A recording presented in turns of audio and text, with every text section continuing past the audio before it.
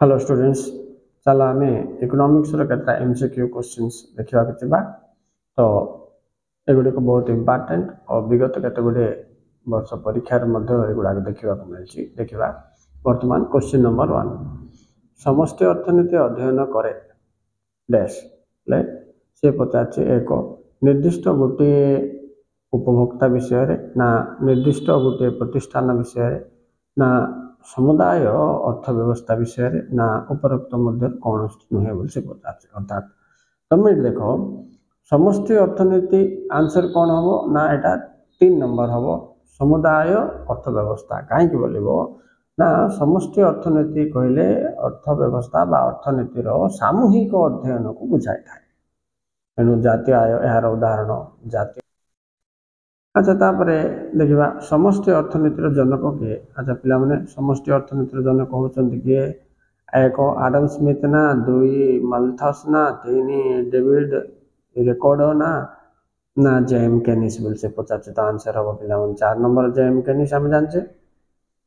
Next जा व्यष्टि अर्थनीति कौन अध्ययन करे एक जने उपभोक्ता 2 गोटे प्रतिष्ठान 3 एक द्रव्यर दर ना 4 उपरोक्त समस्त तो ये आंसर हम पिला माने उपरोक्त समस्त कहीं सब किसी व्यक्तिगत आम कौन पढ़े व्यष्टि अर्थनीति जो अध्ययन कर पिला माने जानता जो व्यष्टि अर्थनीति समष्टि अर्थनीतिर एक अंश तो यह हिसाब से व्यक्तिगत अध्ययन को इटा जाना अध्ययन करता है व्यक्ति माने एक अनुष्ठान एक उपभोक्ता आपको नहीं अध्ययन। नेक्स्ट चलो देखा 4 नंबर निम्नलिखित मध्य क्योंटी व्यष्टि अर्थनीति सहित संपृक्त केते थर आसी देखो यहाँ परीक्षा 2014 17 18 2019 आसी व्यष्टि अर्थनीति सहित संपृक्त कौटा एक जातीय आय 2 अर्थनैतिक अभिवृद्धि तत्व 3 साधारण दर तत्व 4 उपरोक्त व्यवहार उपभोक्ता व्यवहार तत्व तो आंसर हम पिला माने उपभोक्ता व्यवहार तत्व गोटे उपभोक्ता को लेकिन व्यवहार तत्व को अध्ययन करता है तेणु एमती हम। नेक्स्ट जा क्यों अर्थनीति मुख्यतः आंशिक संतुलन उपरे आधारित होता है आंशिक संतुलन उपरे आधारित होता है बोली पचार से पचार एक व्यष्टि अर्थनीति 2 समष्टि अर्थनीति 3 मुक्त अर्थनीति 4 पुंजीवादी अर्थनीति तो आंसर पिला माने एटा होची तमरो व्यष्टि अर्थनीति राइट आंशिक संतुलन उपरे आधारित करता है। नेक्स्ट चल 6 नंबर अर्थव्यवस्था रे सामग्रिक उत्पादन नियोजन दरर स्तर निर्णय करुवा उपादान बा शक्ति गुड़िकर अध्ययन को कौन कहा जाए देख पिला माने सामग्रिक सामूहिक ये 2टा पद जो दुसिला बोले तुम जान यहाँ समष्टि अर्थनीति तेणु ये आंसर कौन हम 2 नंबर हम समष्टि अर्थनीति। अच्छा चलो ए 7 नंबर देखा अर्थव्यवस्थार क्षुद्र एकक मानक विषय रे जी आलोचना करिथाए यहाँ को कौन कहा जाए। अच्छा जो क्षुद्र एकक बोलिक आसला एकक बोलिक आसला बेले तुम जान दो पिला सीटा हूँ व्यष्टि अर्थनीति बोलिक से पचार व्यष्टि अर्थनीति ना समष्टि अर्थनीति ना मिश्र अर्थनीति ना पुंजीवाद अर्थनीति तो आंसर हम कौन एक्चुअली व्यष्टि अर्थनीति माइक्रो इकोनॉमिक्स बोली कहे। नेक्स्ट क्यों अर्थनीति अर्थव्यवस्थार सामग्रिक चित्र प्रदान करता है देख सामग्रिक सामूहिक आइला बेले तुम जान दियो समष्टि अर्थनीति बोलिक ऑप्शन सीट दे 4टा किंतु तुम्हें 3 नंबर समष्टि अर्थनीति को सिलेक्ट कर 9 नंबर देख पिला माने जो अर्थनीतिर अवशिष्ट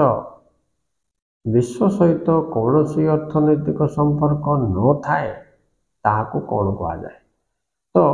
से पचार एक मुक्त अर्थव्यवस्था ना 2 निबुज अर्थव्यवस्था ना 3 पुंजीवाद अर्थव्यवस्था ना 4 साम्यवाद अर्थव्यवस्था तो ये आंसर यहाँ हम निबुज क्लोज्ड इकोनॉमी बोली कहले निबुज अर्थव्यवस्था 2 नंबर ता आंसर हो। ओके नेक्स्ट जा पिला माने 10 नंबर सामूहिक जोगाण किपरि आकलन करा जाए सामूहिक जोगाण बोले कौन एग्रीगेट सप्लाई तो सी प्लस एस सेटा माने आम देखा एक सामूहिक उपभोग और सामूहिक संचय ना सामूहिक संचय और सामूहिक निवेश युक्त ना सामूहिक उपभोग युक्त सामूहिक निवेश ना उपरोक्त मध्य कौन नुहे बोली पचार तो आम आ तो सी प्लस एस बोले कौन हो पे देख सामूहिक उपभोग युक्त सामूहिक संचय आई नंबर ए नंबरटा एक। अच्छा ये चल जावा 11 नंबर को सामूहिक चाहिदा वृद्धि हेले दरस्फीति डैश हुए बोली पचार माने वृद्धि पाए ना ह्रास पाए ना अपरिवर्तित रहे ना कौन हुए ना बोली एक्चुअली पे जो सामूहिक चाहिदा वृद्धि पाइब मन रखिथ सामूहिक चाहिदा वृद्धि पाइले दरस्फीति हुए दरस्फीति बोले जोटा मुद्रास्फीति बोले अर्थात वृद्धि पाए। अच्छा 11 नंबर तो सरला चल 12 नंबर कौन पचार दरस्फीति सहित बेकार व्यवस्था परिलिखित होइथिले अर्थशास्त्र रे ताहाकू कौन कहा जाए गोटे इम्पोर्टेंट क्वेश्चन से पचार दरस्फीति सहित बेकार अवस्था परिलिखित होइथिले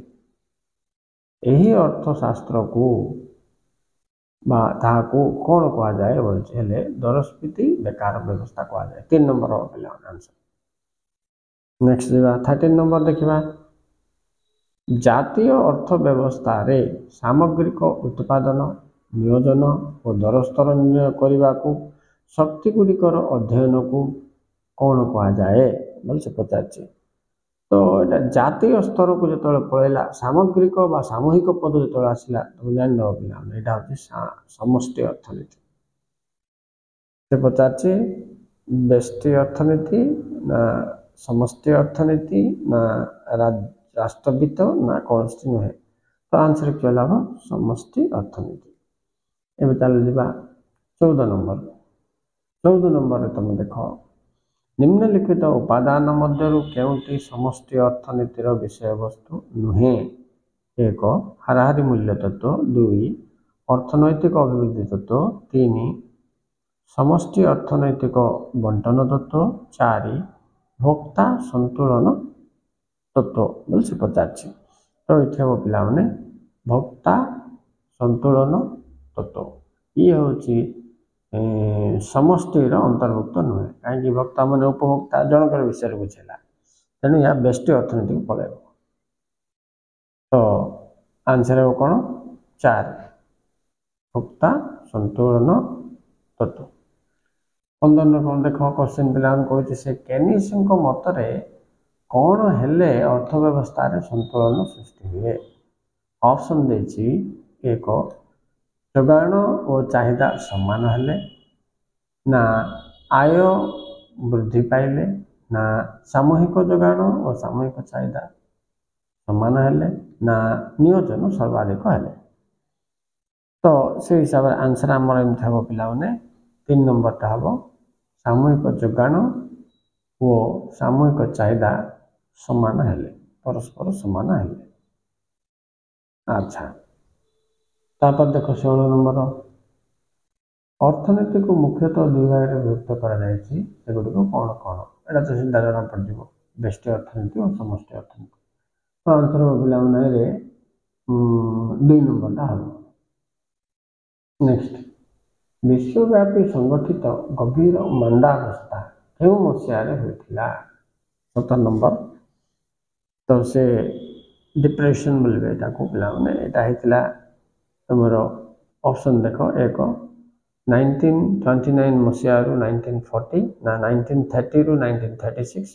ना 1929 रु 1933 ना 1929 रु 1930 बोली से पचार तो ये एक्चुअल देखा जाता 1929 मसीह 1933 3 नंबरटा हम आंसर। ओके नेक्स्ट देखा 18 नंबर पचार जेम केनिस तांकर चिंताधारा को जुगंतकारी पुस्तक परिणाम मन रखता पिला निजुक्ति कमा शुद्ध और मुद्रा संबंधी एक साधारण तत्व क्यों मसीह परिप्रकाश होता